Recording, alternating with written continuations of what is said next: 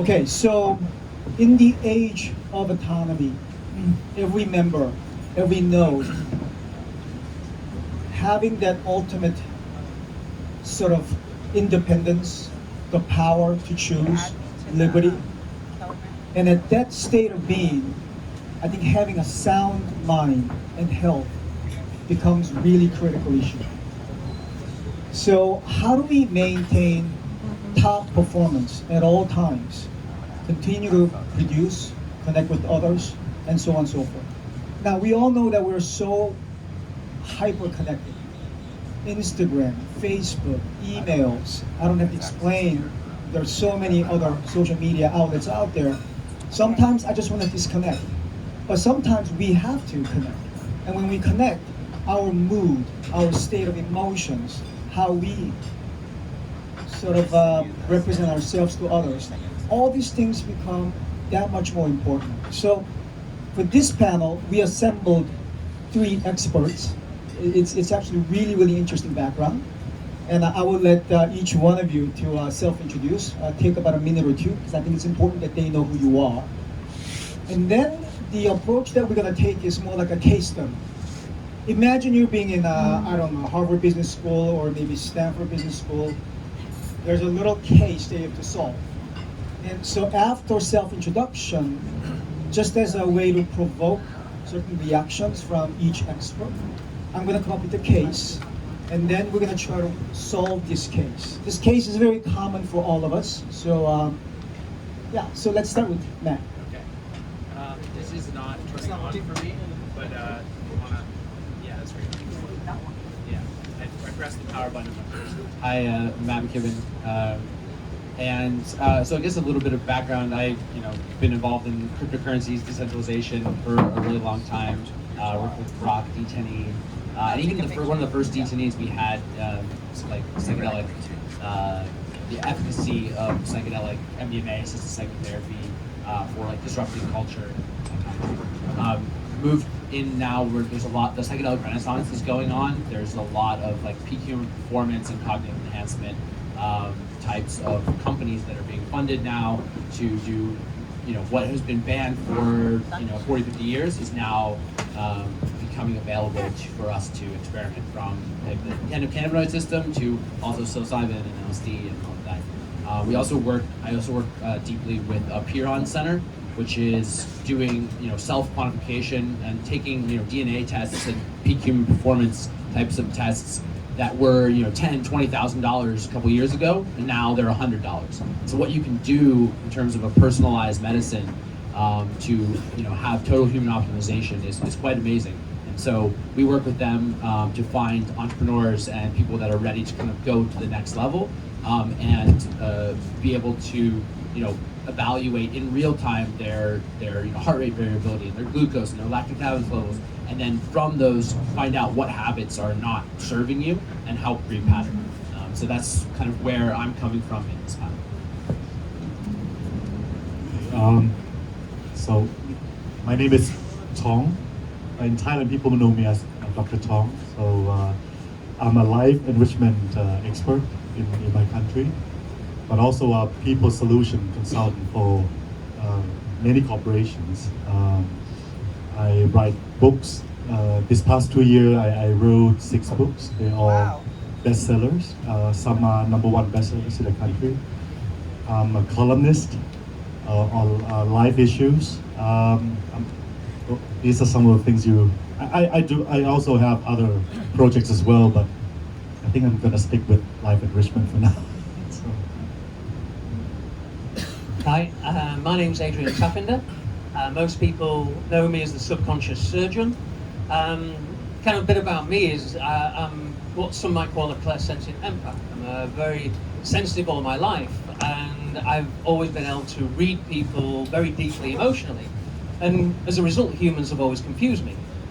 They act one way and they feel completely different, and there's always this mask, and it's always made me wonder what the hell's going on. Now, I've spent all my life trying to figure out humans, which has led me into designing a new technology I call subconscious surgery.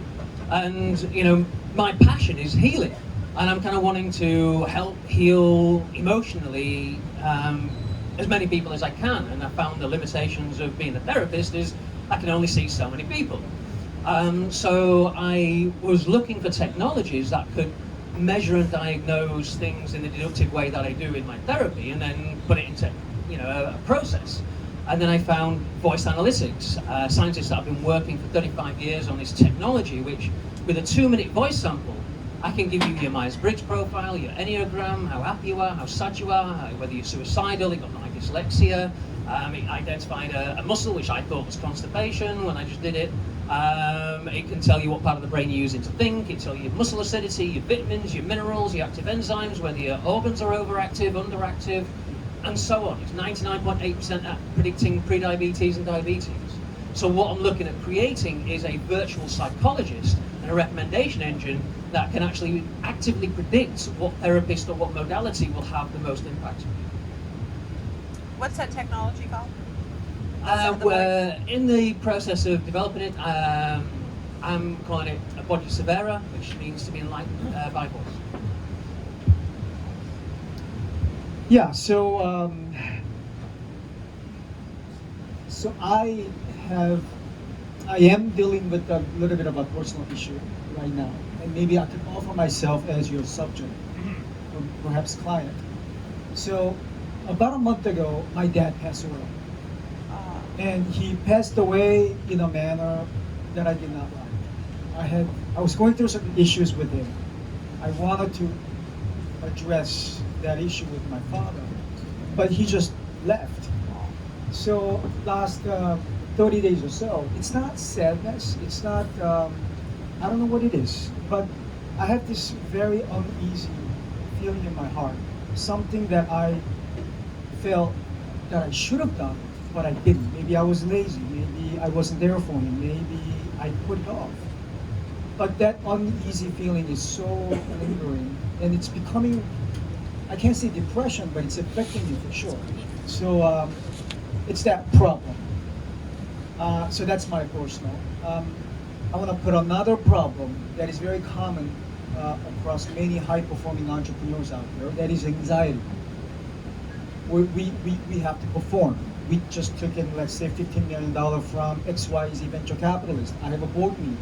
There's going to be 6 board members dropping in from New York and San Francisco. I got to endure next 3 hours answering their questions. I am anxious. I have an anxiety. I have a customer base that I have to make happy. What do? I have a girlfriend. I have a wife. I have many relationships. How do I juggle? I'm anxious. So between these, you know, let's say anxiety and depression, what would be your approach to cure them, or at least fix them? So I think I should go first because these 2 gentlemen are novel. Mine is more classical. So hearing you, I think we've talked before. I think for 12 years working with high-profile people, like 80% of my clients are peak performers and very successful people. What came up in the session always, I would say always, 2 issues. One is fatigue. The others is grief. They can't breathe, and they cannot breathe, and they're numb. And second, but many reach a point where they don't feel that they matter to anybody else anymore. And these are, I would say, people who other people envy. I work with Miss Universe, I work with celebrities, I work with politicians, lawyers, doctors, judges. Like last week, I was asked to help diplomats, the Thai ambassador of many countries, because they feel like they've reached the top, and yet what is next in their life? There's a sense of grief and loss. So we all experience grief. We all experience fatigue. Anxiety would lead to fatigue. Most of us make tons of decisions all the time. So decision fatigue, moral fatigue. What should I do? Like personal relationship. Should I leave my mother to the care of somebody else, or should I just leave my job and attend to her? You know, other of us have compassion fatigue. We are in an environment where there's always lots and lots of dramas, emotion, politics. We don't want to feel anymore. We don't want to reach out anymore. There's too much going on. So compassion fatigue. So all these, I feel like I always have to help. Most people already are autonomous, especially the high performers. So they know what they want with their life. They're good at setting goals. They keep succeeding to the point where they are tired of succeeding. Fatigue sets in. So what normally would I help? With grieving first. With grieving, what works is dialogue. A lot of reflecting together with the counselor and the counselee or the clients. Like I would share with your experience, like when I would, in this case, if he asked me that, I would share a personal experience of my own, that which I lost my dad. I was numb for months before I allowed myself to be sad. Because unfinished business, you don't want to deal with it right away. It's too heavy. And you're gonna have to survive for many other people, right? You're entrepreneur, you have to make big decisions all the time. So you push off, you know. So with grieving, I would do it later, but as an entrepreneur, I would really talk to him about what can he do to add meaning and values and beauty to a busy life, you know. And then I would tell him, when you're ready to grieve, I want to talk to you about that. Because grieving is the hardest for me. But I was talking to these two gentlemen, and I found that they don't need to do what I do. Like now I have more than 200 waiting lists. You see my problem? Because I'm so good at what I do. So I have long lines of waiting lists. But with these gentlemen, you don't need that anymore. But there's still people who still want the old approach, meaning that they want to work through pain, they want to work through, they want to mature, you know. So what I'm saying is that self-government for me is easy, especially with all you here. You're already good at setting goals. What is hard for human is reflection. And believe me, most of the time, you cannot do that on your own. No matter how good you are, you need a community, or at least another person to talk to. So in your case, I think the classical approach, you need a lot of self-reflection with somebody you trust and you work with, you know, and then issue will surface, and then we work through that together. Normally for me, it would take like 10 to 20 hours, you know, and they would get better. But sometimes most of the people come and see me again. It's not because they are addicted, but there are new issues they like to talk about. So that's what I do. Sorry. No, that was great. So to kind of follow that and say, like, I totally agree that talking through everything and having that network of community and catharsis is really important. Whether you're just doing that or you're using some, you know, if in anxiety and depression, there are new different types of treatments that are coming out that are utilizing, like, for example, MDMA-assisted psychotherapy, or psilocybin, or different methodologies that allow us to kind of go into our psyche and try to understand what is the root cause of that anxiety or that depression. And so I would say, like, the talk therapy or to have someone there is also really important no matter what's going on there. So the anxiety and depression, I would say there's a lot of different methodologies there that you can see. MAPS is developing the protocols for those types of things, and really it's self-healing. Most of the trials that have been done, the psychologists there are not actually doing a lot for the patient. There's a team there.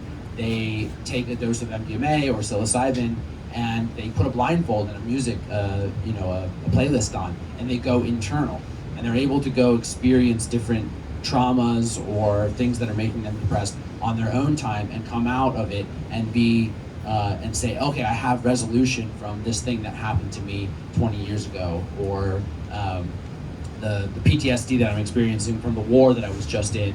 I'm able to relive that in a way that doesn't trigger that sympathetic nervous system and make you go into the PTSD. So a number of those different types of psychedelics and psychotherapies are coming out, and what's important in that is the structure. From the peak human performance kind of angle, I would say that we a lot of times don't even know what all of the expressions are that are happening in our body. We don't know what all the traumas are. We don't know what we're eating, what types of habits that we're doing that could be negative affectingly us. And so finding out where you are in terms of your heart rate variability, in terms of your epigenetic expression, and our diet. Just in an example, there are people that have certain gene expressions that when they turn on, they shouldn't be eating an all-vegetarian diet because it's really bad for them, right? But they're trying all these different things because they don't know what's wrong with them. And so going and getting that personal information is paramount to actually listening to your body and figuring out what's going on. And then from that, you can read your cognitive performance, you can read all of the other types of things, and then you can work with someone who says, okay, if you do these sets of actions, you're going to be better at what you do. On the next level of that, there's new types of microdosing in terms of like psilocybin or LSD that a lot of people are using to boost their creativity, kind of like a nootropic, and boost their emotional intelligence, boost their leadership potential through that. A lot of it, is not necessarily legal in the United States yet. They're trying to plan all of that out, but it's pretty pervasive in Silicon Valley and a number of other places. And it's really about getting the data out there once you do that. Like, how do we prove this? So there's a number of studies so that's where I would come from there. For me, I can, in some ways, so there's two sides to what I do. There's one, the subconscious surgery, and then there's one, the technology we're looking to develop. If I was dealing this on a one-to-one basis, there'd be two processes going on. One process in my mind in the way I look at it. So the way I look at it is we've got two things going on here. We've got a neurochemical response happening in the body, which causes a change in perception, and it triggers certain thoughts, and it creates a spiral and things like that. So we've got the neurochemical, it's like looking at your body like, you've got this computer, and then you've got the software in it. Yeah, so the software at the moment is causing a certain behavioral pattern and a certain emotion. Yeah, if you look at it in a very cold, just clinical sort of way. Yeah, you've then got the other side, which is the philosophical side, and both of them at the moment are inextricably connected. Yeah, so for me, the first point is to get rid of that neurochemical connection to the language and the perspective. In essence, in some ways, the philosophy. Because once you get rid of that trigger, and you're no longer being tripped into your limbic system and therefore being controlled and technically medically unconscious, yeah, you're being controlled by patterns and, in essence, beliefs on how you should behave. There's some people, like for me, I don't grieve that because I have a different perspective on death. I don't believe there is death, right? We are a field of energy inside a field of energy, and there's so much science that proves categorically that our consciousness is not in our body, it's streamed in live, so therefore, your father's not in essence dead, and you can connect to him through techniques and get the answers that you need that satisfy the human in you, which has unanswered questions. You've just got unfinished business, and it's the unfinished business which is causing this emotional response. So, one way of tackling it is addressing the emotional baggage, the unfinished business, these the key conflicts. Yeah. That's right, reflecting and going through that process. The other way is coming through the other end, getting rid of that trigger. And it's a bit like taking MDMA. When you take MDMA, you don't get the limbic system response, so you're more objective, you're more grounded, you're more clear, you're more, philosophical in that approach. So it's just different routes to market. I get rid of the neurochemical trigger like the MDMA or assisted ways are, but you get rid of that trigger by getting them comfortable with that, but in a different route. And everybody's going to take a different way. So the way is, can we objectively measure what approach is individually appropriate for each person on a live, moment by basis? And this is where the voice analytics can really grab a lot of granular data. You've got heart rate variability, you've got applied kinesiology, you've got other metrics. We can get it from retina and DNA now. So it's combining these metrics and machine learning to then measure what processes cure these particular traits that we can measure in certain ways, and then replicate that and scale. Nice.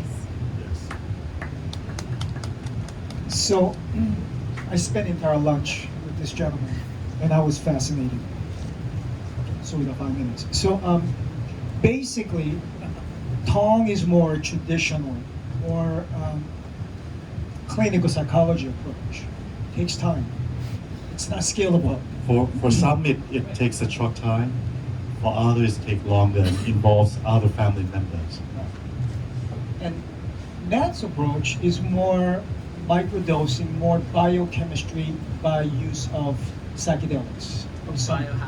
Biohacking. And measuring all of the genetic And you markers use as well. exactly quantified self approach to measure everything. And then Adrian's approach is what I call harmonic sensing, and then directing certain sound or vibration directly to the problem and just decimate it. Just Gone. switching it up. It's There's no gone. button to press, there's no button to press. And it's fascinating to me. So can you help us better understand your technology?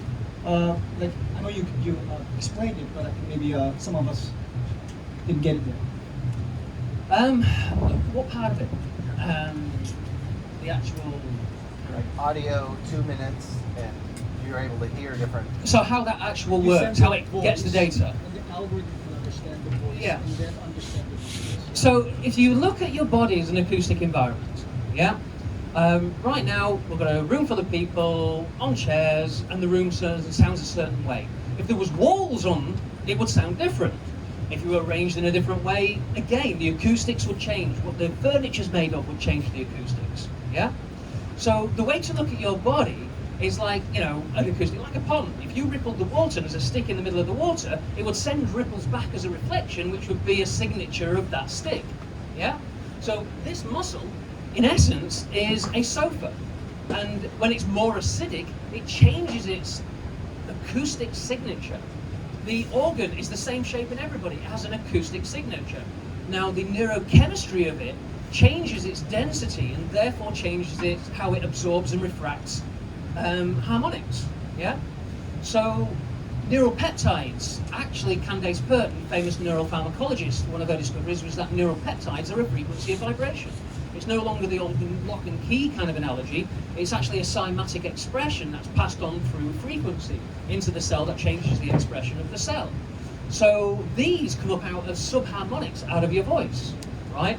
Everything, it's like in the military, we've got special things that look at the electromagnetic signature of a vehicle. All vehicles have a unique electromagnetic signature. So in fog, we know if that's a Challenger 2 tank or, a motorbike. Yeah, just by its electromagnetic signature. So if you look at a particular anxiety, it'll be linked to certain organs. We have what we call somatic knowledge. Every part of your body has different language attached to it. Your knees are about flexibility, your hips are about feeling supported. We know about shoulders is about bearing burdens. The right shoulder's financial, the left shoulder's family. Your liver's your anger center. So when you know what part of your body is actually got this resonant frequency in, and this resonant frequency is in your body before you get the physical expression. We can measure it as 80 to 90% of illness is psychosomatic. Psycho is the mind, soma, the body. So it's the mind that creates the illness, but it first creates it as a resonant field of information lodged in the part of the body which is linked to the language. So once you then have the language, and then you can put it in context for the description, it's the description and that triggers that stimulus, yeah? So, if you had a complex about your looks, and I said, that beard looks really stupid on you. Now, how confident you are in your beard, your limbic system will have a response pattern based upon that. If you've just grown the beard and you're feeling kind of a little bit weird about it, you'd be like, oh, maybe I don't want a beard then, you start questioning it. But maybe you think, I'll rock this sexy beard, you know what I mean? The women just come up to me and love it. Screw you. You would have confidence. Your neurochemistry would be totally different. So what we're looking at is seeing how your sympathetic nervous system responds to language, and then using that language to, with a pattern interrupt, to literally disassociate the neurochemical response. So that image or that situation no longer stimulates the limbic system. So what do you do in order to, once you've identified the frequency and where it's coming from, or whatever is hampering the frequency, how do you address that? How do you, by naming it, by recognizing it? So it's literally, it's probably the longest sentence you'll ever read. It's what I call a processing statement, and it's literally sometimes one sentence that's as long as the page, and it's a bit like a Jedi mind trick that I use. The first part of the thing is I completely love and accept myself. The idea is if I can completely get you to completely love and accept yourself, even though you've got this unfinished business, then the unfinished business then has no energetic attachment to you. And your limbic system then is neutralized because it is completely happy. In essence, that's what it is. You're getting to love the part which at the moment you're not completely in love with. If it's the old classical way, it's about reframing. I work a lot with communication patterns and language of my clients when they talk to their family members, or when they are preoccupied, so they become so anxious or have unfinished business. A lot has to do with reframing, revisiting, reflecting together, and then give new narratives to the whole story. And so it works also like what you just said, but different route. Mine is classical, yours is quite novel. Yeah, I mean, there's definitely bodies of knowledge and evidence that proves that trauma is stored in different parts of your body. You have thing, and you have pains there, and then you kind of have some sort of experience that releases the trauma, and the pain has gone completely away. So I get that that's all medically kind of proven in that sense, and you store it, you're tight, and all of that. So it's the different methodologies. Like right. If you think about it, if you detune a guitar, the acoustics will change. So when you release an emotion, that part of the body relaxes, which changes your acoustic signature, and that's how we can detect and measure the efficacy of a single therapy session. And then it's also like your mind doesn't know the difference between practiced kind of reality inside and actually physically doing the thing. So, for example, people will practice doing free throws, right, in their mind, and they'll still get 25% better. They practice it for an hour. And then the people that actually go and physically do the muscle memory,